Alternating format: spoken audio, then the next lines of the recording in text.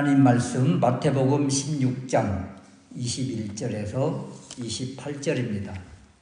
이때부터 예수 그리스도께서 자신이 예루살렘에 올라가 장로들과 대제사장들과 서기관들에게 많은 고난을 받고 죽임을 당하고 사흘 날에 살아나야 할 것을 제자들에게 비로소 가르치시니 베드로가 예수님을 붙들고 심하게 나무라며 가로되 주님 그러지 마시옵소서. 이런 일이 주님께 일어나서는 결코 안 되겠나이다.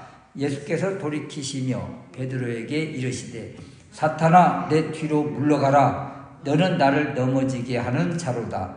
내가 하나님의 일을 생각지 아니하고 도리어 사람의 일을 생각하는도다 하시고, 이에 예수께서 제자들에게 이르시되 아무든지 나를 따라오려거든 자기를 부인하고 자기 십자가를 지고 나를 따를 것이니라. 누구든지 제 목숨을 구원하고자 하면 잃을 것이요 누구든지 나를 위하여 제 목숨을 잃으면 찾으리라. 사람이 만일 온 천하를 얻고도 제 목숨을 잃으면 무엇이 유익하리요? 사람이 무엇을 주고 제 목숨과 바꾸겠느냐? 인자가 아버지의 영광으로 그 천사들과 함께 오리니 그때에 각 사람의 행위대로 갚으리라. 진실로 너희에게 이르노니 여기에 서 있는 사람 중에 죽기 전에 인자가 그 왕권을 가지고 오는 것을 볼 사람들도 있느니라. 아멘. 오늘 읽은 말씀을 중심으로 하나님의 일과 사람의 일이라는 제목으로 말씀을 드리려고 합니다. 마태복음 16장 16절 베드로의 신앙 고백, 주님은 그리스도시요 살아계신 하나님의 아드님이십니다. 이 놀라운 고백을 한 곳, 장소가 어디인가? 16장 13절 말씀에 보니까 가이사랴 빌립보입니다.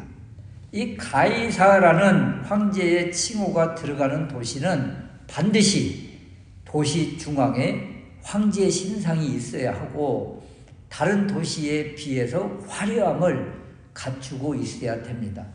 이런 화려한 도시 그리고 황제의 신상이 있는 이 도시에 예수님을 비롯한 제자 그룹이 그곳에 들어가게 됐는데 모습이 어때요? 초라하기가 그지없다.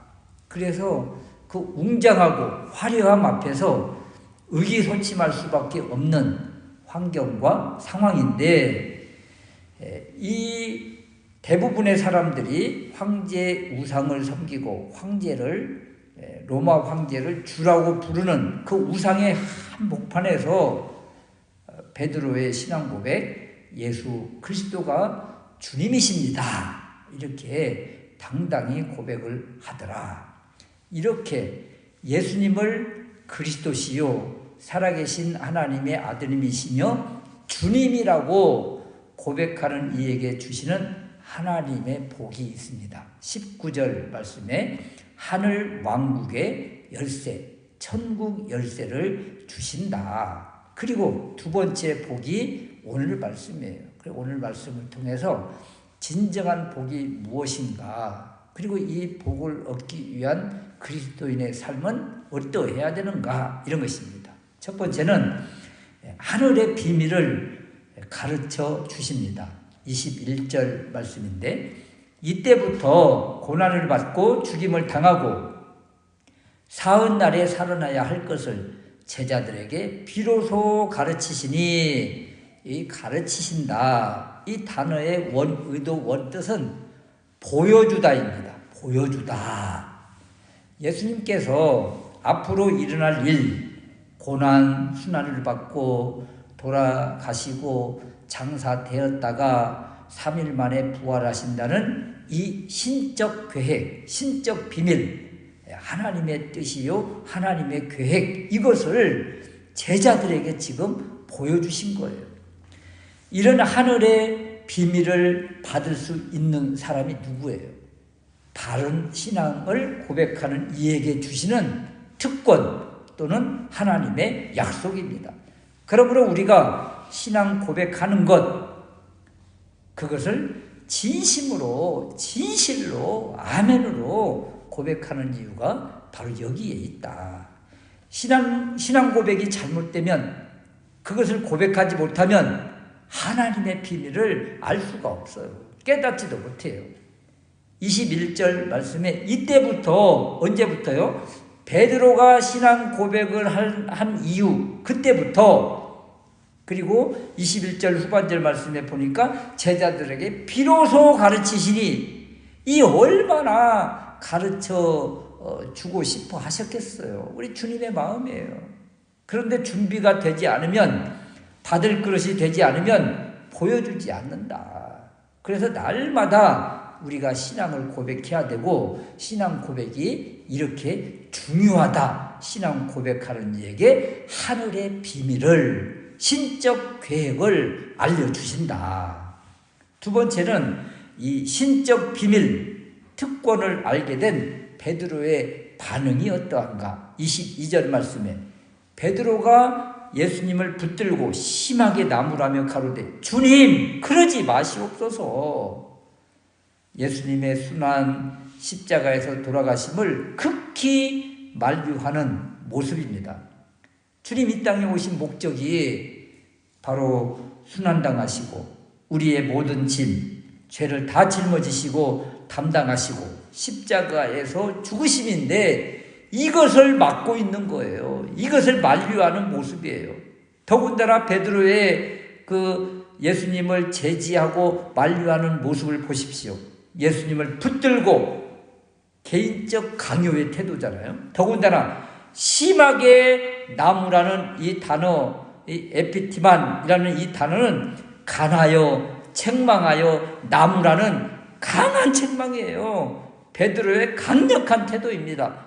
아니 스승이시고 그리스도시고 살아계신 하나님의 아드님이신 주님을 붙잡고 책망하는 베드로의 모습. 이런 모습을 보고 우리 주님이 어떻게 지금 행동하고 계십니까?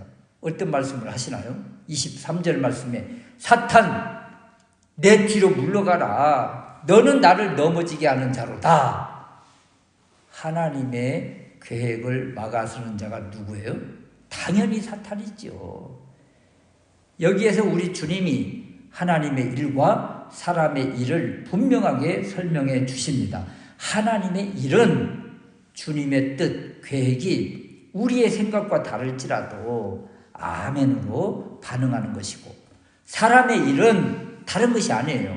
하나님의 뜻, 계획을 인간의 생각으로 막아서는 것, 이것이 사람의 일이에요. 우리 삶 가운데서도 하나님의 일과 사람의 일, 이것을 얼마나 분별하면서 감당하고 있는가. 이해할 수 없어도 아멘으로 반응하면 하나님의 일을 잘 감당하고 있는 것이다. 내 생각, 내가 주인 되어서 내 마음대로 결정하고 내 유익을 위해서 결정하는 것, 이것은 결국 사람의 일이요. 하나님의 일을 막아서는 어리석은 생각이요. 바로 사탄이 주는 마음이다. 그러므로 어떤 사건 앞에서 늘 묵상해야 될 것은 이것이 하나님의 일인가 사람의 일인가 늘 분별하면서 힘들고 이해되지 않고 어려울지라도 하나님의 일을 선택하는 우리가 될 수 있으시기를 바랍니다. 세 번째는 하나님의 일을 하는 사람, 바른 신앙을 고백하는 사람의 삶은 어떠해야 되는가? 어떤 삶을 살아야 되는가? 우리 그리스도인은 어떤 삶을 살아야 되는가? 24절인데요. 이에 예수께서 제자들에게 이르시되 아무든지 나를 따라오려거든 자기를 부인하고 자기 십자가를 지고 나를 따를 것이니라. 제자도입니다. 제자도는 스승을 따라가는 것이에요. 스승이신 주님이 가신 길 분명히 가르쳐 주셨잖아요. 보여주셨잖아요. 알려주셨잖아요. 순환을 받고 십자가에서 돌아가실 것, 이것이 주님 가실 길이요, 가신 길이요, 십자가의 길입니다. 그렇다면 제자들 역시 자기를 부인하고, 이것이 무슨 뜻입니까? 내 뜻을 내려놓는 것이에요. 내 안에 있는 내 일을 생각하지 않고 하나님의 일을 생각하는 것, 이것이 자기를 부인하고 그리고 자기 십자가를 지고 주님을 따르는 것이다. 자기 십자가는 각자 자신에게 맡겨주신 사명입니다. 구체적으로 사명이 무엇일까요? 바른 신앙 고백하는 이에게 주신 복, 하늘 왕국 열쇠, 천국 열쇠잖아요. 천국 열쇠를 받았으니까 천국 열쇠로 천국을 열어서 영혼이 들어가도록 인도하는 것, 이것이 우리의 사명이요. 또 우리 주님이 십자가에서 돌아가시고 우리의 죄를 사해 주시고 우리 영혼을 구해 주신 것처럼 우리의 사명도 바로 이 일을 하는 것입니다.